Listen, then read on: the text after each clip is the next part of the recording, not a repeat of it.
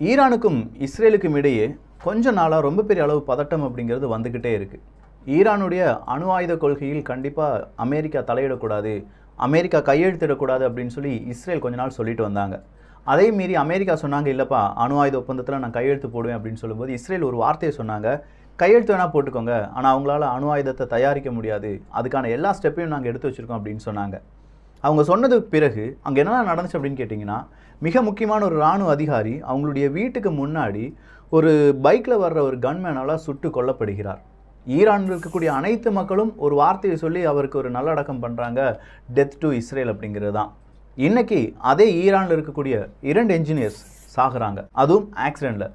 ஒரு என்ஜினியர் சம்பவ இடத்துலையே இறந்து விடுகிறார், இன்னொரு என்ஜினியருக்கு பலத்த அடி வந்திருக்கு அப்படின்னு சொல்கிற மாதிரி ரிப்போர்ட் வெளியாகி இருக்கிறது. இதுக்கு யார் காரணமாக இருக்கும் அப்படின்னு சொல்லி கேட்க போனால் கண்டிப்பாக ஈரான் சொல்கிற ஒரே ஒரு நாடு இஸ்ரேல் தான். நேற்று ரஷ்யாவும் ஈரானும் நாங்கள் ஒன்றிணைய போகிறோம், எங்களுடைய டையப்பை இன்னும் பெரிய அளவு அதிகரிக்கப் போகிறோம் அப்படின்னு சொன்னாங்க.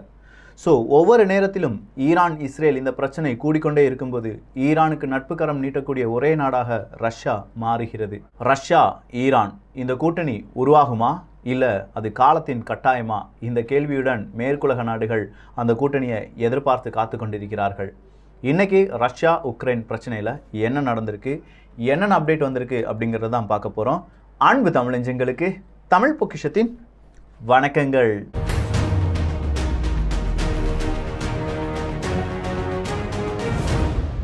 ஸோ ஈரானுடைய என்ஜினியர் இன்னைக்கு கொல்லப்பட்டார் அப்படின்னு சொன்ன அந்த செய்திக்கும் ஈரான் மற்றும் ரஷ்யா இவங்களுடைய நட்பு அதிக அளவு மாறப்போகிறது. ஏன்னா 2 நாட்டுக்கு எதிராகவும் அமெரிக்கா பொருளாதார தடையை போட்டிருக்காங்க.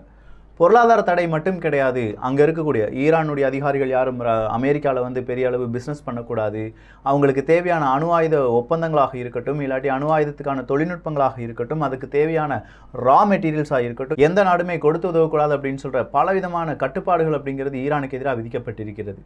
அதே ஈரானுக்கு யார் ரொம்ப பெரிய அளவில் உதவி கொண்டிருக்கிறார்கள் அப்படின்னு கேட்டிங்கன்னா ரஷ்யா தான். ரஷ்யா கீவ் அப்படிங்கிற அவங்களுடைய தலைநகரம், உக்ரைனுடைய தலைநகரத்தை விட்டுட்டு இப்போ ஈஸ்ட் சைடு தான் ஃபுல்லாக அவங்களுடைய தாக்குதலை நடத்திட்டு இருக்காங்க அப்படிங்கிற செய்தி நமக்கு தெரிஞ்சது தான். இன்றைக்கி கீவினுடைய மேயர் ஒரு விஷயத்தை வெளியில் சொல்கிறார். எல்லா உலக நாட்டில் இருக்கக்கூடிய மேயர்ஸும் எனக்கு கால் பண்ணுறாங்க, கால் பண்ணி நீங்கள் நல்லா செய்கிறீங்கப்பா, நல்லா இருங்கப்பா, இன்னும் நல்லபடியாக இந்த ரஷ்யாவை எதிர்த்து நீங்கள் நல்லபடியாக வரணும். கீவ் அப்படிங்கிற இந்த தலைநகரம் உலகத்தில் இருக்கக்கூடிய எல்லா நாடுகளுக்குமே தெரிஞ்சிருக்கு. ஸோ அதில் மேயராக வேலை பார்ப்பது எவ்வளோ பெரிய கஷ்டம் அப்படிங்கிறது எங்களுக்கு தெரியும் அப்படின்னு சொல்லி பாராட்டுகளை சொல்கிறாங்க. இந்த பாராட்டு மட்டும் போதாது, எங்கள் நாட்டுக்கு தேவையான ஆயுத உதவிகளும் பண உதவிகளும் நீங்கள் செய்ய வேண்டும் அப்படின்னு சொல்லி கீவனுடைய மேயர் ஒரு வார்த்தையை சொல்கிறார். கீவனுடைய மேயர் இந்த வார்த்தையை சொல்லும்போது அடுத்ததாக இந்த கார்கோவ் அப்படிங்கிற ஒரு இடத்தில் மிகப்பெரிய ஒரு தாக்குதலை நடத்தி இருக்கிறது ரஷ்யா.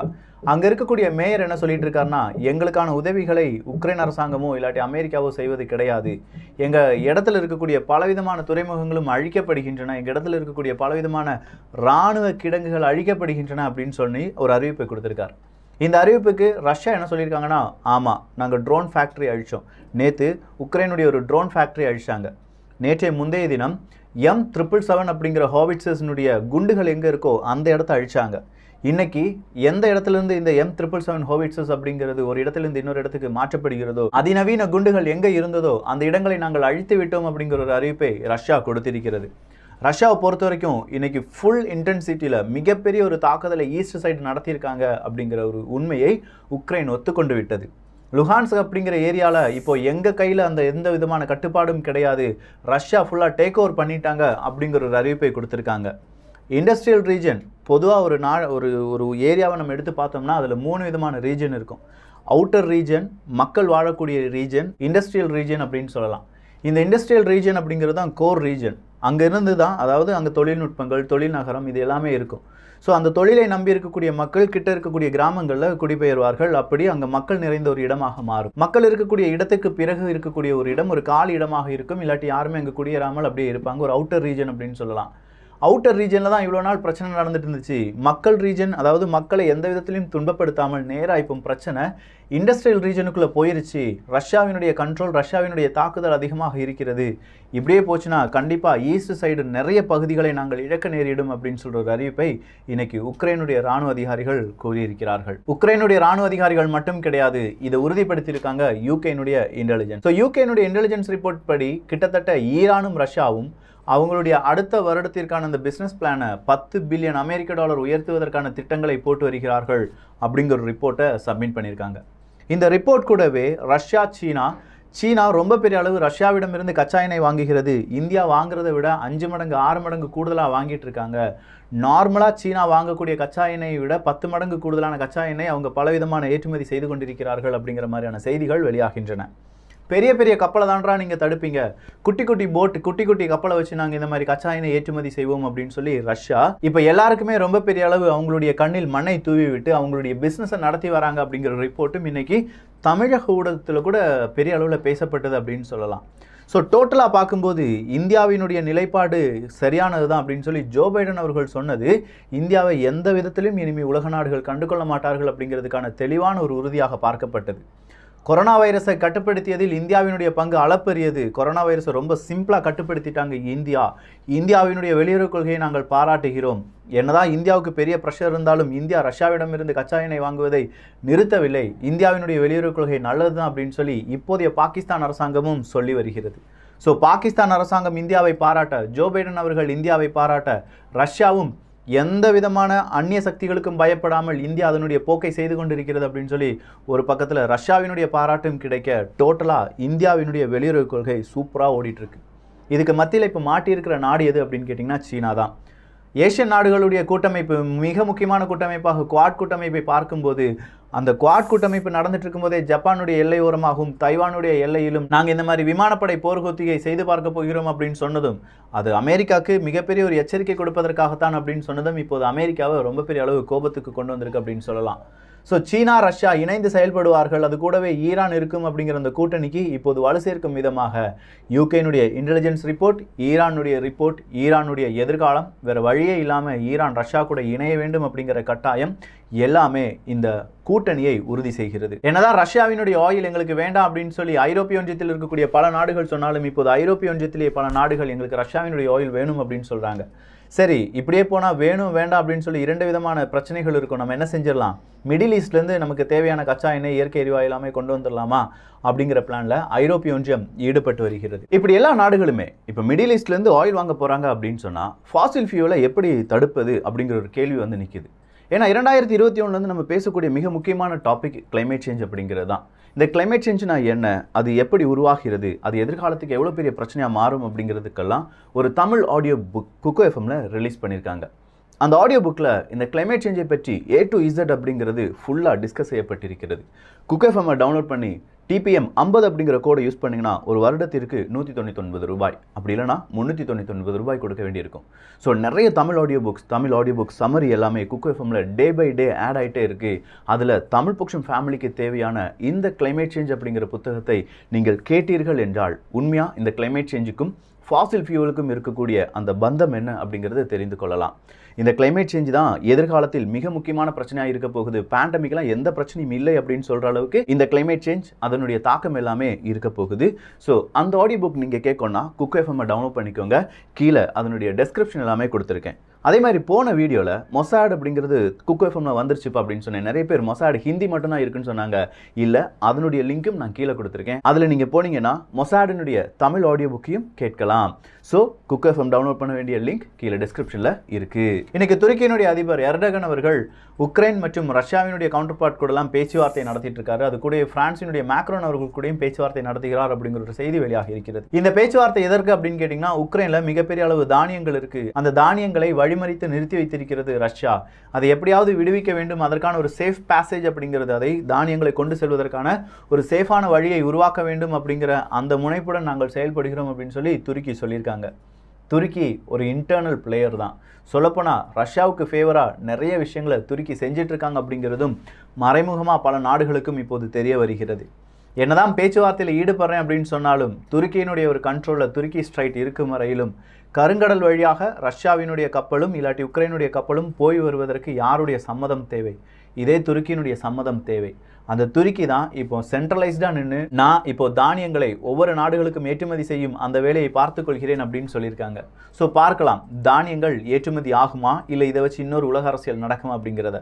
ஆனால் இன்னைக்கு யூகேனுடைய மிகப்பெரிய ஒரு செய்தி தொடர்பாளர் எல்லாமே என்ன சொல்லிட்டாங்கன்னா, தானியங்களை வைத்து ஒரு வியாபாரமாக பார்க்காமல் அதை ஒரு வார் வெப்பனாக பயன்படுத்துகிறது ரஷ்யா. இது கண்டிக்க வேண்டியதுதான். உலக நாடுகள் இதற்கு எதிராக ஒன்றிணைய வேண்டும் அப்படிங்கிற ஒரு கோரிக்கையும் வைத்திருக்கிறார்கள். யூடியூபை பொறுத்த வரைக்கும் யூடியூப்ல ரஷ்யாவினுடைய எந்த செய்தியும் பகிரக்கூடாது, ரஷ்யாவினுடைய எந்த ஊடகமும் யூடியூப்ல இருக்கக்கூடாது.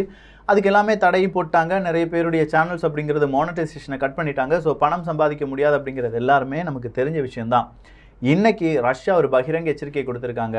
எங்களுடைய தலைவர்கள் பேசுகிற பேச்சு யூடியூப் வழியாக வெளிவரவில்லை என்றால் மேற்குலக நாடுகளில் இருக்கக்கூடிய ஜேர்னலிஸ்ட் எங்கள் நாட்டில் வேலை பார்க்குறாங்க, அவங்கள நாங்கள் நாடு கடத்திடுவோம், அவங்க நாட்டுக்கே அனுப்பி வச்சிருவோம், எங்கள் நாட்டுக்கு அவங்க தேவையில்லைன்னு சொல்லிடுவோம். ஸோ எதுக்கும் கொஞ்சம் கேர்ஃபுல்லாக இருங்கப்பா அப்படிங்கிற ஒரு அறிவிப்பை கொடுத்திருக்கிறார்கள். கிட்டத்தட்ட 8000க்கும் அதிகமான உக்ரைனியர்கள் போர் கைதிகளாக பிடித்து வைக்கப்பட்டிருக்கிறார்கள் அப்படிங்கிற ஒரு பகீர் எச்சரிக்கையை வெளியில் விட்டுருக்காங்க ரஷ்யாவுக்கு ஆதரவாக செயல்படக்கூடிய குழுக்கள். ஸோ 8000க்கும் அதிகமான சோல்ஜர்ஸா அப்படிங்கிற ஒரு கேள்வி இருக்குல்ல. இந்த சோல்ஜர்ஸை விடுவிக்கணுமா வேண்டாமா அப்படிங்கிற ஒரு டிஸ்கஷன்லையும் ரஷ்யா ஈடுபட்டு வருகிறது. ஏன்னா இவங்க எல்லாமே போர் கைதிகள். இந்த போர் கைதிகளில் நியோநாசிஸ் இருக்காங்க, உக்ரைனுடைய இராணுவ அதிகாரிகள் இருக்காங்க, பொதுமக்கள் இருக்காங்க அப்படின்னு சொல்லி ரஷ்யா சொன்னாலும் இந்த போர் கைதிகளில் நாங்கள் அவங்களுடைய வாக்குமூலத்தை சேகரித்த பின்னர் தான் அவங்களை விடுதலை செய்வோம், அப்படி இல்லைனா ஸ்வாப் செய்வோம் அப்படின்னு சொல்லியிருக்காங்க. அங்கே இருக்கக்கூடிய ரஷ்யாவினுடைய போர் குற்றவாளிகள் இல்லாட்டி போர் கைதிகள் இங்கே அனுப்புனா உக்ரைனுடைய போர் கைதிகளை நாங்கள் அங்கே அனுப்புகிறோம் அப்படின்னு சொல்லியிருக்காங்க. ரஷ்யாவுக்கு தேவையான பல முக்கியமான தலைவர்கள் உக்ரைனுடைய சிறைச்சாலையில் இருப்பதால் ஒரு தலைவருக்கு 100, 1000 இல்லாட்டி அதை விட கூடுதலான போர் கைதிகளை அனுப்பி வைக்க ரஷ்யா தயாராக இருப்பதாகவும் சில தகவல்கள் கூறுகின்றன. ஏன்னா அவங்கெல்லாம் ஒலிகாக்ஸ். இந்த ஒலிகாக்ஸுக்காக ரஷ்யா சில விஷயங்களை செய்துதான் ஆக வேண்டும். புட்டின் அவர்களுடைய வாழ்க்கை வரலாறு படிச்சிருந்தீங்கன்னா கேட்டிருந்தீங்கன்னா 7 பார்ட் ரிலீஸ் பண்ணோம்ல, அதில் இந்த ஒலிகாக்ஸ்னா யார், அவங்களுடைய பவர் என்ன அப்படிங்கிறதெல்லாமே நம்ம தெளிவாக பார்த்தோம். ஸோ இதே மாதிரி ரஷ்யாவுக்கு தேவையான ஒலிகாக்ஸ் எல்லாமே இப்போ உக்ரைனுடைய சிறைச்சாலையில் இருப்பதால் உக்ரைனுடைய போர் வீரர்கள் எத்தனை நபர்களுக்கு ஒரு ஒலிகாக்ஸ் அப்படிங்கிறவர் இங்கே அனுப்பி வைக்கப்படுவார் அப்படிங்கிற ஒரு கேள்வியும் இருக்கிறது. ஸோ டோட்டலாக ரஷ்யாவினுடைய ஒரு இராணுவ வீரருக்கு நாங்கள் ஆயுள் தண்டனை கொடுத்துட்டோம் அப்படின்னு சொல்லி உக்ரைன் சொன்னாங்க. அதை எதிர்க்கவும் இல்லை, ஆதரிக்கவும் இல்லை ரஷ்யா. அப்படிப்பட்ட ஒரு இராணுவ அதிகாரியே எங்கள் ஊர்லேயே இல்லைப்பா, அப்படிப்பட்ட இராணுவ அதிகாரியினுடைய பெயரே எங்ககிட்ட இல்லை அப்படின்னு சொல்லி ரஷ்யா இன்றளவும் அதைத்தான் சொல்லி கொண்டிருக்கிறது. பட் 8000க்கும் அதிகமான உக்ரைனுடைய இராணுவ வீரர்கள் அப்படின்னு சொல்லும்போது அங்கே உக்ரைன் இதுவரையிலும் இப்படி ஒரு இன்ஃபர்மேஷனை வெளியே விடலை. எத்தனை நபர்கள், எத்தனை இராணுவ வீரர்கள் ரஷ்யாவில் பிடித்து வைக்கப்பட்டிருக்கிறார்கள் அப்படிங்கிற எந்த இன்ஃபர்மேஷனும் இல்லை. ஸோ இது அடுத்த கட்டமாக ரஷ்யா உக்ரைன் பேச்சுவார்த்தையின் போது மிக முக்கியமான ஒரு டிஸ்கஷன் பாயிண்டாக இருக்க போகுது. டோன்பாஸில் இருக்கக்கூடிய பெரிய பெரிய தலைவர்கள் எல்லாமே என்ன சொல்கிறாங்கன்னா, ரஷ்யாவினுடைய இந்த தாக்குதல் இன்னும் அதிகரிக்க வேண்டும், இன்னும் ஒஃபென்சிவாக இருக்கணும், இன்னும் இன்டென்சிட்டியை கூட்டணும் அப்படின்னு சொல்லி பலவிதமான ப்ரெஷரை ரஷ்யாவுக்கு கொடுப்பதாக கூறுகிறார்கள். டோன்பாஸ் அப்படின்னா அது கண்டிப்பாக உக்ரைன்லேருந்து விலகி வந்துவிட வேண்டும் அப்படின்னு சொல்லி நினைக்கக்கூடிய நபர்கள். நம்ம ஊரில் பிரிவினைவாதிகள் அப்படின்னு சொல்லுவோம் பார்த்தீங்களா, அதே தான். ஸோ டோன்பாஸ் அப்படிங்கிற அந்த ரீஜன், அதாவது எல்பிஆர் டிபிஆர் போன்ற பகுதிகள் எல்லாமே உக்ரைனில் இருக்கக்கூடாது, அது தனியாக இருக்கணும், விடுதலை அடைந்த பகுதியாக இருக்க வேண்டும், தன்னிறைவு நிறைந்த பகுதியாக இருக்க வேண்டும், தன்னாட்சி இருக்க வேண்டும் அப்படின்னு சொல்லி நினைக்கக்கூடிய நபர்கள் ரஷ்யாவினுடைய இந்த தாக்குதலை அதிகரிக்க வேண்டும் அப்படிங்கிற மாதிரியான கோரிக்கையை ரஷ்யாவுக்கு அனுப்பி வைத்திருக்கிறார்கள். இதன் காரணமாக ரஷ்யா இப்போ ரொம்ப பெரிய அளவு கம்பீர பலத்துடன், ஏன்னா அவங்க தான் நம்ம கூட இருக்காங்களே, நம்ம என்ன செய்யலாம், அடிக்கலாம், யார் அடிக்கலாம், உக்ரைனை அடிக்கலாம், திருப்பி திருப்பி அடிச்சுக்கிட்டே இருக்கலாம், ரொம்ப ஸ்ட்ராங்காக அடிக்கலாம் அப்படின்னு சொல்லி ரஷ்யா அவங்களுடைய தாக்குதலை அதிகரித்திருக்கிறது. இந்த தாக்குதலை அதிகரிப்பதற்காகத்தான் உக்ரைனுடைய தலைநகரத்தை விட்டு வந்தது ரஷ்யாவினுடைய படை அப்படிங்கிறது இங்கே குறிப்பிடத்தக்கது தான். ரஷ்யாவினுடைய ஆயில் எக்ஸ்போர்ட் அப்படிங்கிறது கிட்டத்தட்ட 8.4% சரிவடையும் அப்படிங்கிற மாதிரியான ஒரு செய்தியும் இன்று வெளியாகி இருக்கிறது. இது ரஷ்யா வெளியிட்ட செய்தி தான். ஆமாம், எங்களுடைய இந்த ஆயில் எக்ஸ்போர்ட் அப்படிங்கிறது குறையும். கிட்டத்தட்ட 524 மில்லியன் டன் அப்படிங்கிற கச்சா எண்ணெய் ஏற்றுமதி பண்ணிட்டு இருந்தோம். இப்போ 480 500 மில்லியன் டன் கச்சா எண்ணெய் மட்டும்தான் எங்களால் ஏற்றுமதி செய்ய முடியும் அப்படிங்கிற ஒரு உண்மையை ஒத்துக்கொண்டிருக்கிறது ரஷ்யா. சி ஆஃப் அசோவ் அப்படிங்கிற இடத்தை முழுவதுமாக உக்ரைன் இழந்து விட்டது. அது பெர்மனன்ட் தான். இனி உக்ரைனால சி ஆஃப் அசோவ் அப்படிங்கிற அந்த இடத்துக்குள், அந்த கடலுக்குள் வரவே முடியாது அப்படிங்கிற ஒரு செய்தியும் இன்று வெளியாகி இருக்கிறது. ஸோ பிளாக் சீயை பெரிய அளவு உக்ரைன் அந்த கடப்பதோ இல்லாட்டி உக்ரைன் அந்த இராணுவம் உக்ரைனுடைய கடற்படை இறங்குவதையோ தடுத்து நிறுத்தி இருக்கிறது ரஷ்யா. ஏன்னா அங்கே தான் சவுத் சைடு தான் மிகப்பெரிய அளவு தாக்குதல், துறைமுக சிட்டி எல்லாமே இப்போ ரஷ்யா பிடித்தெடுத்து விட்டார்கள். ஈஸ்ட் சைட்லேருந்து அடுத்ததான் அவங்களுக்கு கடற்பாதை எது இருந்தது அப்படின்னு கேட்டிங்கன்னா இந்த சி ஆஃப் அசோவ் தான். அதுவும் இப்போது யாருடைய கண்ட்ரோலுக்கு வந்துருச்சு, ரஷ்யாவினுடைய கண்ட்ரோலுக்கு வந்துருச்சு. ஸோ சீக்கிரமாக இந்த சி ஆஃப் அசோவ் எங்களுடைய உள்நாட்டு கடல் அப்படின்னு சொல்லி ரஷ்யா அறிவித்தாலும் அறிவிக்கலாம். இது 2 தினங்களுக்கு முன்னாடி பார்த்தோம். இதை ஒத்துக்கொண்டிருக்கிறது உக்ரைன் அப்படிங்கிறது தான் லேட்டஸ்ட் செய்தி. அடுத்ததா ஷெல் நிறுவனம். இந்த ஷெல் நிறுவனம் அப்படின்னு சொல்லும்போது அவங்க உக்ரைனில் ரஷ்யாவில் எல்லாமே பிஸ்னஸ் பண்ணிட்டு இருக்காங்க. அவங்களுடைய ஷேரை, ரஷ்யாவினுடைய ஷேரை மட்டுமே விற்கலாம் அப்படிங்கிற முடிவுக்கு வந்திருக்காங்களாம். ஆனால் இந்த ஷேரை யாருக்கு கொடுக்க போகிறாங்க அப்படின்னு கேட்டிங்கன்னா இந்தியாவினுடைய பல நிறுவனங்கள் இதற்கு போட்டி போடுறாங்க அப்படிங்கிற செய்தி வெளியாகி இருக்கிறது. இது இந்தியாவுக்கு ஒரு நல்ல செய்தியாக இருந்தாலும் இந்தியாவினுடைய எதிர்காலத்திற்கு ஒரு கெட்ட செய்தியாக மாறுவதற்கான வாய்ப்புகளும் இருக்குது. ஏன்னா பல மேற்குலக நாடுகள் இப்போது எங்கேருந்து காலி பண்ணிட்டாங்க, ரஷ்யாவிலேருந்து காலி பண்ணிட்டாங்க. ஒரு பெரிய கேப் இருக்குது. அந்த கேப்பை ஃபில் பண்ணுறதுக்கு நான் இருக்கேன், என்னுடைய நிறுவனங்கள் இருக்குது, அந்த நிறுவனத்தில் வேலை செய்யக்கூடிய மனிதர்கள் இருக்காங்க அப்படின்னு சொல்லி இந்திய நிறுவனங்கள் இப்போது போட்டி போடுறாங்களாம் ரஷ்யாவுக்குள்ளே நுழைவதற்கு. இது ஒரு சரியான தருணம். இந்த தருணத்தை பயன்படுத்தி அங்கே பிஸ்னஸை பிடிச்சிடலாம் அப்படிங்கிறது தான் இந்தியாவினுடைய நிறுவனங்களுடைய மிக முக்கியமான குறிக்கோள். அதில் ஒரு குறிக்கோள் தான் இந்த ஷெல் கேஸ் அப்படிங்கிறதுனுடைய அந்த பங்குகளை வாங்குவது. சப்போஸ் அந்த பங்குகளை நம்ம வாங்கிட்டோம் அப்படின்னா இன்னும் நமக்கு குறைவான இல்லாட்டி ரஷ்யாவிலிருந்து வாங்கக்கூடிய கச்சாயினுடைய விலை இன்னும் குறைவதற்கான நிறைய வாய்ப்புகள் இருக்கின்றன. உக்ரைனில் ஹெல்த் எமர்ஜென்சி அப்படிங்கிறது அறிவிக்கப்பட்டிருக்கிறது. இதை பற்றியான டீட்டெயில்ஸ் எல்லாமே உக்ரைன் அரசாங்கம் வேர்ல்டு ஹெல்த் ஆர்கனைசேஷனுக்கு அனுப்பியிருக்காங்க. அங்கே கொரோனா வைரஸாக இருக்கட்டும், போரால் ஏற்பட்ட உயிரிழப்புகளாக இருக்கட்டும், அதனால் ஏற்பட்ட காயங்களாக இருக்கட்டும், அது கூடுதலாக இருக்குது. உக்ரைன் மக்கள் மனதளவிலும் பாதிக்கப்பட்டிருக்கிறார்கள் அப்படிங்கிறத உக்ரைனுடைய ஃபர்ஸ்ட் லேடியே சொல்லியிருந்தாங்க.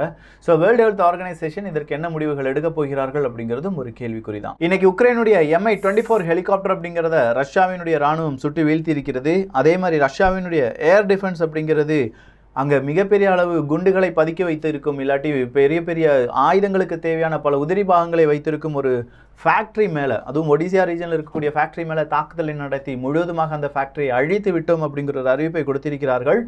அடுத்த மிக முக்கியமான அப்டேட் ஆப்பிரிக்கா தான். இந்த நாட்டோவினுடைய எக்ஸ்பான்ஷன் அப்படிங்கிறது இப்போது ஸ்வீடன் மற்றும் ஃபின்லாண்ட்லாம் வரும்போது அடுத்த கட்ட எக்ஸ்பான்ஷன் நடக்கும்போது பைடன் அவர்களும் அமெரிக்காவினுடைய பல ஊடகங்களும் இப்போது ஆப்பிரிக்காவை கண் வைத்திருக்கிறார்கள். ஆப்பிரிக்காவில் இருக்கக்கூடிய பல நாடுகளை ரஷ்யா ஒரு மிகப்பெரிய குற்றவாளி, அவங்க உங்கள் நாட்டுக்கு எதிராகவும் திரும்பலாம், நீங்கள் என்ன செய்யுங்க நாட்டோவில் வந்து ஜாயின் பண்ணுங்க அப்படிங்கிற ஒரு அறிவிப்பை கொடுத்து ரஷ்யன் த்ரெட்டை முன்னாடி வச்சு நாட்டோவை ஆப்பிரிக்காவிலும் எக்ஸ்பேண்ட் பண்ணுறதுக்கு அமெரிக்கா முயல்வதாக குற்றச்சாட்டுகளும் அதே நேரத்தில் கொஞ்சம் ப்ரூஃபையும் வைத்து ரஷ்ய ஊடகங்கள் செய்தியை வெளியிட்டிருக்கிறது. ஸோ அடுத்த உலக அரசியலில் சிக்கப்போகும் கண்டம் எது அப்படின்னு கேட்டிங்கன்னா ஆப்பிரிக்க கண்டமாக இருக்க போகிறது.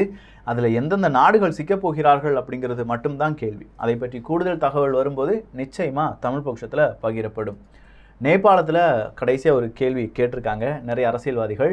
இந்த China Pakistan economic corridor fail ஆன மாதிரி நேபாளிலையும் belt and road initiative fail ஆயிருச்சா அப்படிங்கிறது தான். இதற்கான விடை என்ன?